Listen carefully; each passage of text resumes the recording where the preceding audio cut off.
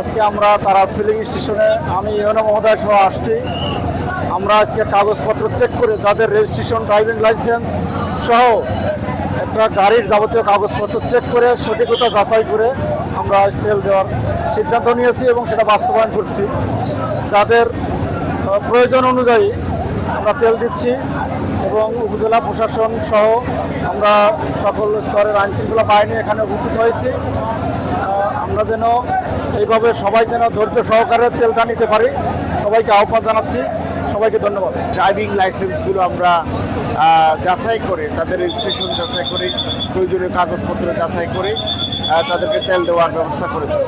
দীর্ঘদিন ধরে মানুষের অভিযোগ ছিল অনেক সময় বখাটে ছেলেপুলে যাদের তেলের প্রয়োজন নেই বা জ্বালানির প্রয়োজন নেই, তারা মোটরসাইকেলে তেল নিয়ে যাচ্ছে, পেশাজীবীরা পাচ্ছে না। তো এরকম অভিযোগের ভিত্তিতে আজকে আমরা সরেজমিনে এসেছি এবং আমরা কাগজপত্র যাচাই বাছাই করে পেশাজীবীদেরকে অগ্রাধিকার ভিত্তিতে সকল শ্রেণী পেশার মানুষদের, মোটরসাইকেল আরোহীদেরকে আমরা তেল দিয়েছি। পাশাপাশি প্রাইভেট কার বা যেগুলোতে অক্টের প্রয়োজন সেখানে আমরা দিয়েছি।